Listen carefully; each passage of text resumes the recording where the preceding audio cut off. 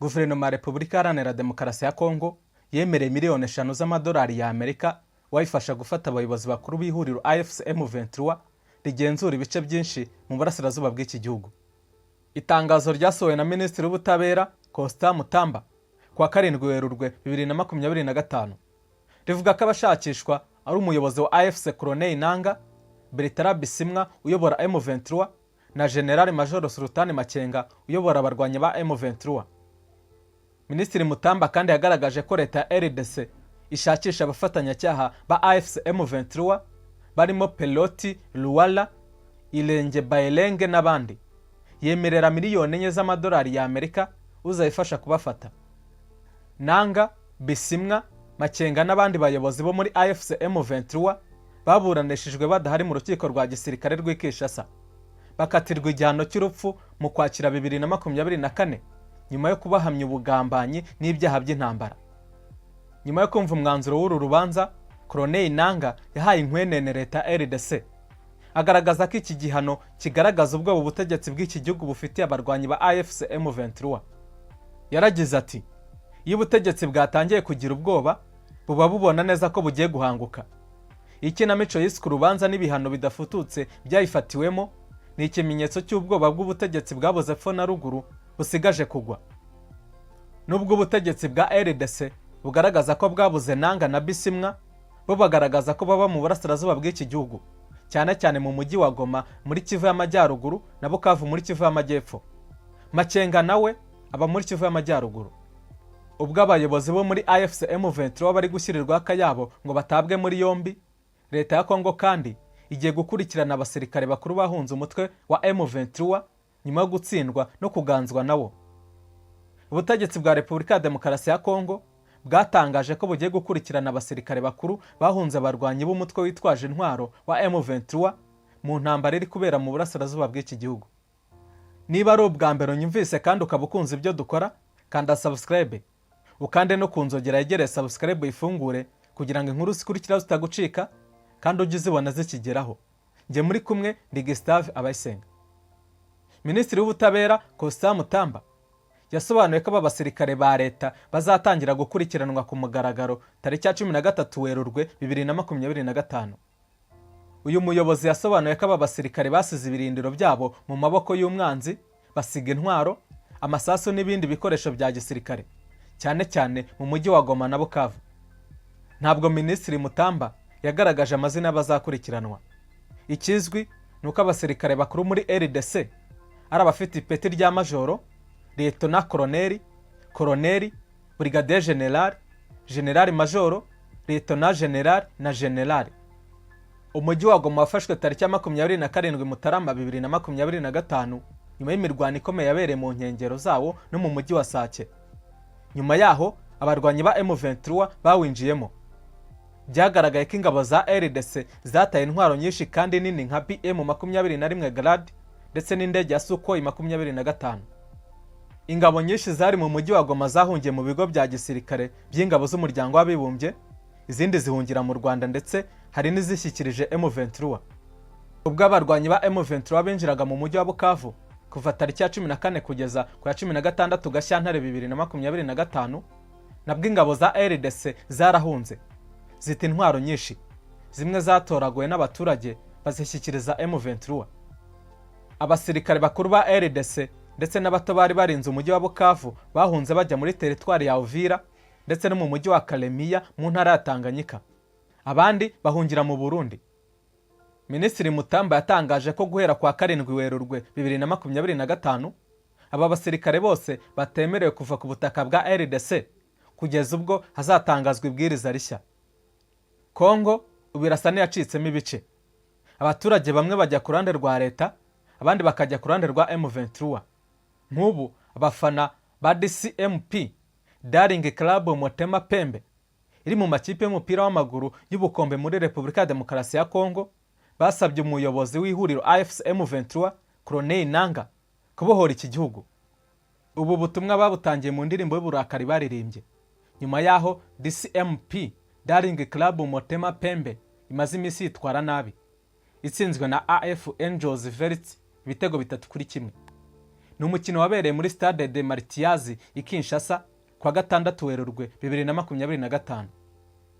Abafana b'iyi kipe yavukiye i Kinshasa bararirimbaga bati, Nanga we, ngwino tubohore kuko abaruba batwiciye darling, ngwino tubohore, abaruba batwiciye igihugu. Ijambo abaruba ryasobanuraga ubutegetsi bwa Perezida Felix Tshisekedi kuko uyu mukuru w'igihugu yavukiye mu bwoko bw'abaruba mu mujyi wa Leopoldville wahindutse Kinshasa. Ibirego byo kwica igihugu bikurikiye iby'amashyirahamwe abacukuzi b'amabuye y'agaciro n'abahagarariye societe civile mu ntara zigize Grand Katanga. Bashinje umuryango wa Tshisekedi gucukura aya mabuye y'agaciro mu buryo bunyuranyije n'amategeko kuva muri 2019. Aba baturage bamaze gushaka umunyamategeko uzabagereza ikirego mu nkiko, Maître Bernard Mayingayini. Bagaragaje ko ikibashengura ari uko amafaranga ava mu mabuye y'agaciro acukurwa mu ntara zabo atifashishwa mu kuziteza imbere. Nanga yagaragaje kenshi ko RDC yishwe n'isahurwa ry'umutungo, ruswa no kudaha agaciro inzego zayo zishinzwe umutekano. Arahirira guhindura ubutegetsi bw'iki gihugu abifashijwemo n'abarwanyi ba AFC M23. Ubu abarwanyi ba AFC M23 bagenzura ibice by'ingenzi mu ntara Kivu y'Amajyaruguru na Kivu y'Amajyepfo mu burasirazuba bwa RDC birimo umujyi wa Goma n'umujyi wa Bukavu.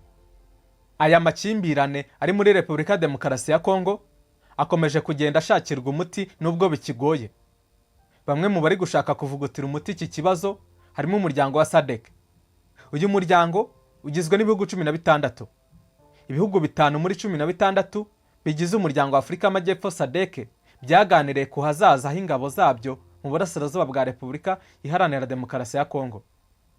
Iki kiganiro cyabereye mu nama y'umutekano yifashishije ikoranabuhanga ry'iyakure ku wa 6 Werurwe 2025. Mu gihe ingabo z'uyu muryango zirenga 1000 zibayeho nk'imbohe mu bigo bya gisirikare buri mu ntara Kivu y'Amajyaruguru. Izi ngabo zigenzurwa n'umutwe witwaje intwaro wa M23 kuva wafata umujyi wa Goma n'inkengero zawo mu mpera za Mutarama 2025. Ziri mu bigo by'izu umuryango w'abibumbye. M23 yasabye SADC gucyura izi ngabo. Isobanura ko nta mahoro zishobora kuzana mu burasirazuba bwa RDC, ahubwo ko zenyegeza intambara gusa. Uyu muryango ntacyo urasubiza ku mugaragaro.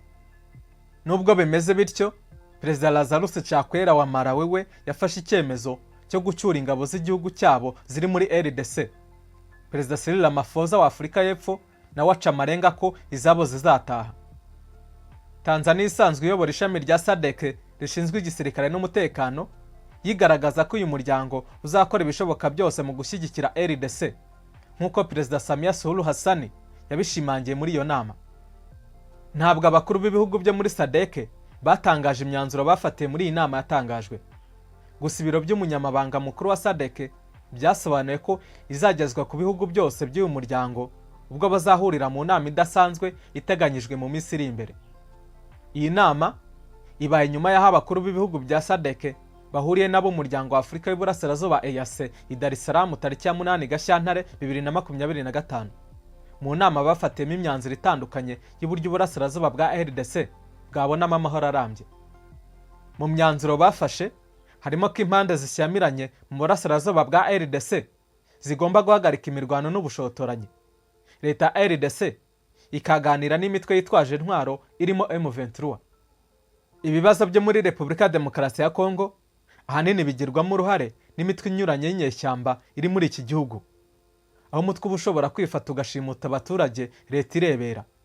Mu minsi ishize umutwe witwaje intwaro wa Kodeko ukorera mu burasirazuba bw'iki gihugu warikuye abaturage 161 wari uherutse gushimuta mu ntara ya Ituri. Kodeko yashimutiye aba baturage mu gace ka Chomiya gaherereye muri teritwari ya Jugu hafi y'ikiyaga cya Albert nyuma y'imirwano yahanganishije ingabo za RDC n'umutwe wa Zaire tariki ya 3 Werurwe 2025. Ubwo imirwano yari imaze gutuza, abaturage basubiye mu ngo zabo. Kodeko irabashimuta ibamarana iminsi 2 mu bihuru biri mu gace ka Rwanda batarya. Kugira ngo barekurwe, impirimbanyi z'uburenganzira bw'ikiremwa muntu ndetse n'abahagarariye komite y'urubyiruko bagiye kuganira n'umuyobozi wa Kodeko muri Rwanda barumvikana. Bamwe muri aba baturage banze kuguma muri Chomiya kuko bafite ubwoba ko bakongera gushimutwa. bahungiye mu bindi bice byo muri Turi, abandi bambuka ikiyaga cya Alubere bajya muri Uganda. Iyo tuvuga ku bibazo byo muri Congo muri iyi minsi, bisa n'ihame kuzana mu Rwanda kubera uburyo rushinjwa na Leta ya Kinshasa kugira uruhare muri iyi ntambara iri kuba muri Congo muri iyi minsi. Ariko u Rwanda ntiruhwema kugaragaza ko nta ruhare rugira muri iyi ntambara. Leta ya Congo ikomeje gusabira u Rwanda gufatirwa ibihano kubera ibyishinja, ndetse ibihugu bimwe na bimwe byatangiye gufatira u Rwanda ibihano. Gusa hari n'ibindi bibasha kumva u Rwanda ndetse babona ikibazo cya Congo mu zindi mboni. Minisitiri w'ububanyi n'amahanga w'u Rwanda Olivier Nduhungirehe yaganiriye na mugenzi we w'Ubugereki Gielogos Gelapetritis ku ngingo zitandukanye zijyanye no guteza imbere umubano w'ibihugu byombi n'ibibazo byo mu burasirazuba bwa Republica Iharanira Demokarasi ya Congo RDC. Mu butumwa Minisitiri w'ububanyi n'amahanga yanyujije kuri X kuwa 7 Werurwe 2025 yakomeje igira iti: baganiriye ku buryo bwo gukomeza guteza imbere umubano w'ibihugu byombi ndetse n'ibiri kubera mu burasirazuba bwa Republica Demokarasi ya Congo. Umubano w'u Rwanda n'Ubugereki urahamye. Impande zombi zifatanya mu nzego zitandukanye ndetse ibi bihugu byombi bigatabarana mu gihe uruhande rumwe ruri mu kaga. Ubwo COVID-19 riri guca ibintu, iki gihugu cyo mu majyepfo y'uburasirazuba bw'Uburayi cyahaye u Rwanda doze 200,000 z'inkingo zo guhangana n'icyo cyorezo. Icyo gihe hari muri Nzeri 2021. Nyuma y'amezi 3 Ubugereki bwongera guha u Rwanda izindi 332,800. Uretse mu buvuzi, ibihugu byombi bifatanya no mu nzego nk'ubwikorezi, aho muri 2018 u Rwanda n'Ubugereki byasinye amasezerano mu bijyanye na serivisi z'ingendo zo mu kirere.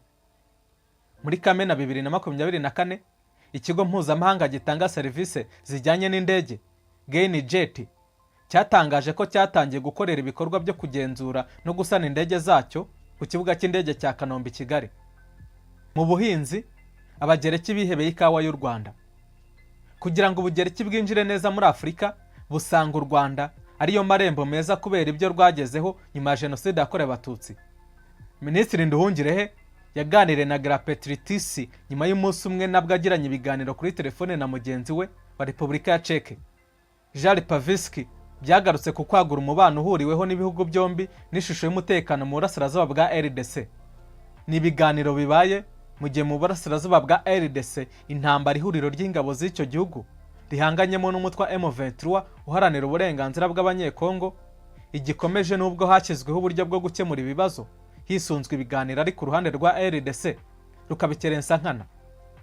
Aho kubahiriza iyo nzira y'amahoro, Kinshasa ikomeje kugira uruhare mu bikorwa biheza ndetse bigira ingaruka zikomeye ku buzima bw'abaturage. Nk'ubu butegetsi bwa RDC bwatangaje ko ibicuruzwa bituruka mu ntara zigaruriwe na M23 bigomba kujya bifatwa nk'aho ari bwo bicyambuka umupaka, ku buryo byitabwaho mu buryo bwihariye bukurikije amategeko agenga imipaka. Nahansoreje iyi nkuru, wakoze kubana nanjye. Kanda like ndetse ukande share iyi nkuru isangiza abandi. Isanzure muri comment uduhe ibitekerezo. Subscribe yo nizere ko wayikanze kera. Nge mwari kumwe na Gustave Abayisenga.